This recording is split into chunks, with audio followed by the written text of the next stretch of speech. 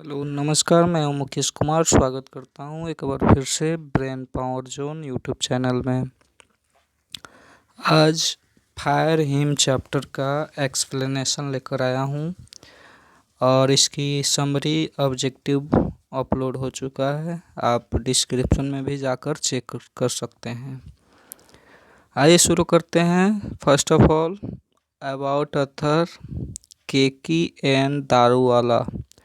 इनका पूरा नाम एन से मतलब है कि एन का मतलब होता है नसरवान जी। ठीक है, केकी नसरवान जी दारूवाला पूरा नाम, और शॉर्ट नेम केकी एन दारूवाला। ज़्यादातर पॉपुलर है केकी एन दारूवाला, इनका नाम था। इन्होंने ही इस चीज़ की रचना की है, फायर हिम। और इसकी थीम भी जानेंगे और अच्छे से डिटेल में लाइन बाय लाइन एक्सप्लेन भी करेंगे हम लोग। फ़िलहाल अभी इनके बारे में थोड़ी जानकारी ले लें। Born in 1937 and dead on 1957। इनका जन्म 1937 ईस्वी में और मृत्यु 1957 में हुआ था। आपको बता दें कि ये लाहौर में जन्मे थे और नेशनलिटी इनकी इंडियन थी। उस समय 1937 में भारत विभाजन नहीं हुआ था, लाहौर भारत में ही था, इसलिए इनकी जन्म जो है यहाँ नेशनलिटी इंडियन ही है। Education university of the Punjab Chandigarh में हुई थी इनकी शिक्षा।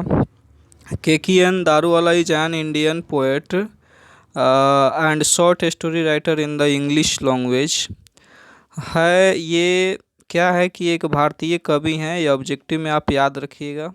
एंड शॉर्ट स्टोरी राइटर, और शॉर्ट स्टोरी राइटर है ये, मतलब संक्षेप छोटी सी कहानी लिखने वाले ये हैं, इंग्लिश लैंग्वेज अंग्रेजी भाषा में। He is also a former Indian police service officer, ये आईपीएस अधिकारी भी रह चुके हैं। ही वाज अवॉर्डेड द साहित्य अकादमी पुरस्कार, यानी जो साहित्य अकादमी अवार्ड है 1984 में, for is poetry collection the keeper of death. The keeper of death poetry collection का नाम है, इसके लिए इनको 1984 में साहित्य अकादमी पुरस्कार से नवाजा गया था। आइए इसकी थोड़ी थीम जान लें।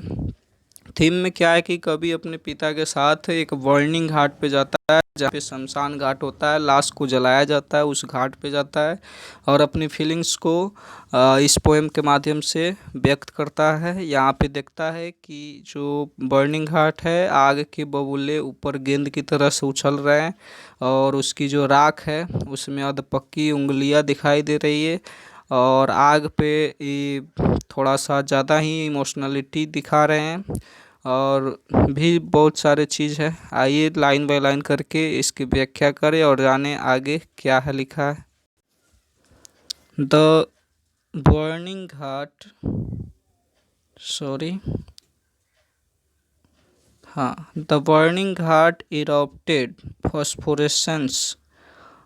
इसमें है क्या कि घाट जो है वो ऐसा घाट जो जल रहा है, बर्निंग घाट जलता हुआ घाट है, और इरप्टेड फॉस्फोरेसेंस, और इरप्टेड हो रहा है, उसमें से निकल रहा है क्या, फास्फोरस। आप जानते हैं फास्फोरस हड्डी में पाया जाता है, उस हड्डी से जो चमकीला पदार्थ होता है, और जो चिंगारी समझिए, उस चिंगारी जो है आगे लालिमा लेकर के ऊपर की तरफ उड़ता हुआ दिखाई दे रहा है। एंड वांडरिंग घोस्ट, और पिशाच भूत जो है वो घूम रहे हैं, वांडरिंग घूम रहे हैं, लाइट्स उस प्रकाश में। फ्राइटनेड पासर बाई, जो वहाँ पे आसपास में गुजरने वाले लोग हैं, मतलब जो बटोही हैं, राही लोग हैं, वो उस चीज़ को देखकर, वांडरिंग घोस्ट यानी पिशाच, जो लाइट वाला पिशाच है, उसको देखकर डर रहे हैं लोग। एज मून लाइट एस्कॉल्टेड एमोंग दी बोनस, और है क्या कि जैसे ही चंद्र प्रकाश बिखरता है हड्डियों पे, जो हड्डियां हैं उस पे चंद्रमा जो है प्रकाश अपना बिखरता है, तो और ज़्यादा वो भयावह हो जाती है।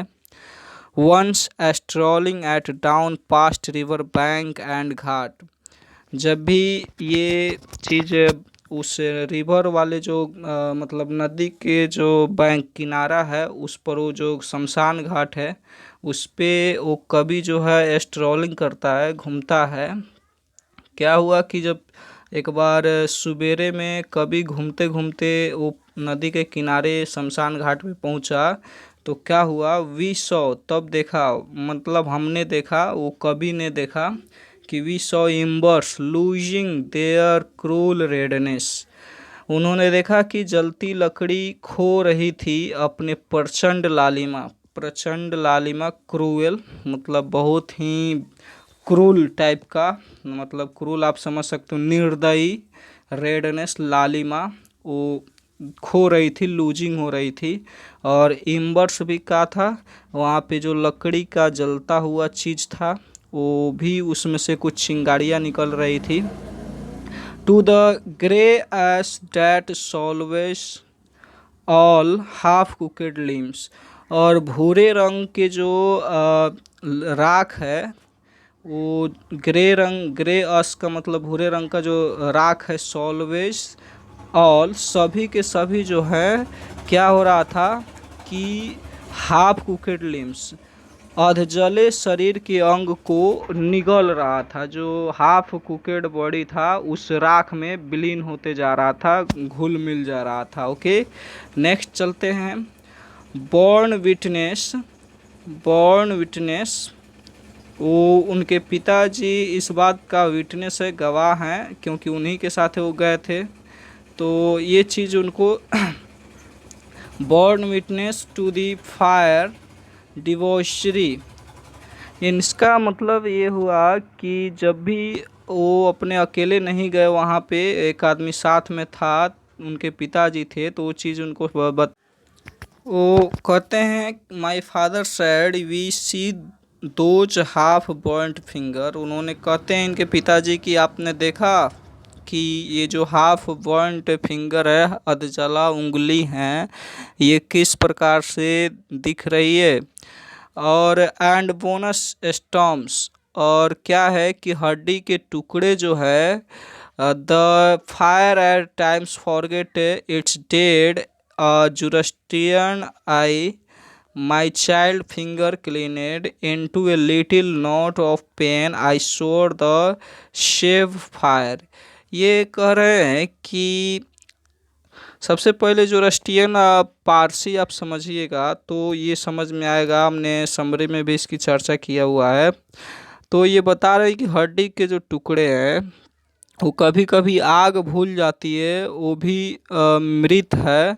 वो जैसे हड्डी का टुकड़ा भी तो मृत ही है ना, वो उसको जलाना वो भूल जाती है आग, इसलिए उस पर थोड़ी सी चर्चा किए हैं। उनके पिताजी बताएं उसको कि मैं पारसी हूँ, मेरे बच्चे मुट्ठी बांध लिए, थोड़े से दर्द में मैंने कसम खाई आग से बचाने की, भूलने की बुराई से। क्या हुआ कि वो बता रहे हैं कि जुरस्टियन मेरे एक बच्चा था, fingers clenched into a little knot a pain, मतलब कभी के हाथ में थोड़ा सा दर्द था, उससे वो भुला नहीं सकते थे। और कहीं ना कहीं इससे कोई कनेक्शन है, स्पष्ट तो नहीं लिखा है, लेकिन कुछ ना कुछ ज़रूर कनेक्शन होगा आग से। तो देखते हैं next line. I swore to save fire from the scene of forgetfulness. और इसमें है क्या कि मैं हूँ पारसी, मेरे बच्चे मुट्ठी बांध लिए, थोड़े से दर्द में मैंने कसम खाई कि आग से बचाने की और भूलने की बुराई से। ये जो अधजला उंगली की विशेषता हमने पहले पढ़ी है, तो वो चीज़ क्या कर रहा है कि जब भी कोई टुकड़ा या उंगली जल जाता है, ये आग भूल जाता है उसको, लेकिन मैं नहीं भूलता हूँ इस चीज़ को, क्योंकि मेरे पास ये चीज़ है, उंगली है, वो मुझे याद दिलाता है। लेकिन आग जो है ये निर्दयी है, अपने लालिमा में किसी चीज़ को नष्ट करता है, किसी चीज़ को छोड़ देता है अधूरा। तो नेक्स्ट लाइन देखा जाए, नेक्स्ट लाइन में कि it never forget at 20 years since as I consigned my first born to the flames and to nearest tower of silence was a 1,000 miles. The firms him, fire him, said to me, "You stand, forgive broken, it revolves. I swore this time to save it from the sin of forgiving."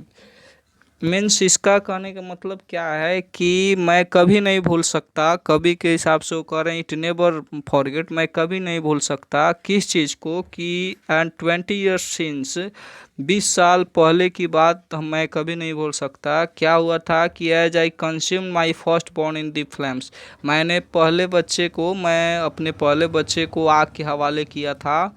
The nearest tower of silence was 1,000 miles। वो पारसी लोग जो हैं वो आग में मृत शरीर को नहीं जलाते हैं, आग को शायद पवित्र मानते हैं, लेकिन उनको मजबूरी हो गया वो अपने फर्स्ट बच्चे को जलाने के लिए, क्योंकि ये बात ऐसे है कि वो टावर ऑफ साइलेंस जो है उस पे पारसी लोग के मृत का शरीर का दफनाया जाता है, मतलब रख दिया जाता है, उस पर से वो चील कौवा खा जाता है।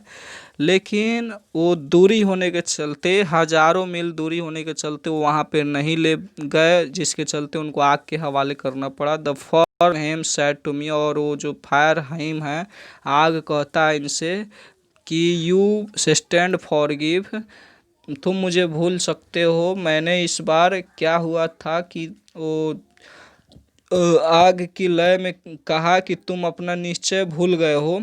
यू स्टैंड फॉरगिव, तुम अपना निश्चय भूल गए हो। ब्रोकन, तोड़ दिया है, क्या तोड़ दिया है?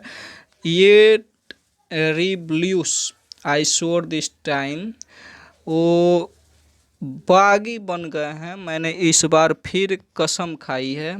क्या कसम खाई है? बचाना है, टू सेव, बचाना, it for the scene of forgiving, हमको इस भूलने के गुनाह को बचाना है, मतलब आग जो भूल जाती है उसके गुनाह को बचाना है, ये चीज़ हमने कसम खाई है। और ये फॉर्म्स फायर ह्यूमन भी कहता है इस चीज़ को कि ये तुम कभी नहीं सोच सकते हो, कभी अपना निश्चय भूल गए हो, तुम अपनी जो कर्तव्य है ये चीज़ भूल गए हो, क्योंकि पारसी लोग का तो टावर ऑफ साइलेंस पर मृत शरीर को रखा जाता है, ये आग के हवाले क्यों, तो इसलिए वो चीज़ याद दिलाते हैं। और ये भी कभी अपने तरफ से करते हैं कि हमें बचाना है इस चीज़ के गुनाहों से।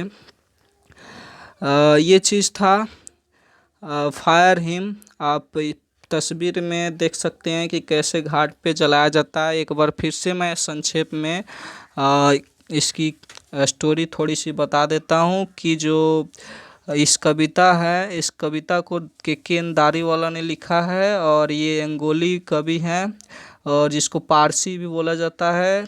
और इस कविता में एक घाट का वर्णन किया गया है जहाँ मृत शरीर का दाह संस्कार किया जाता है। कवि एक दिन क्या होता है कि अपने पिता के साथ उस घाट पे घूम रहा था, तभी क्या हुआ कि एक चीज़ देखे वो कि मृत शरीर के दाह संस्कार करने के कई घंटे बाद भी गर्म लाल अंगार अभी तक दहक रहे थे। वह स्तंभित है। किस लिए स्तंभित है? कि पारसी अपने मृत शरीर के दाह संस्कार करने के बजाय इसे टावर ऑफ साइलेंस में डालने के लिए ले जाते हैं, लेकिन वह इस तरह के क्रूर कृत्य इंसान के शरीर आग के हवाले जो करने का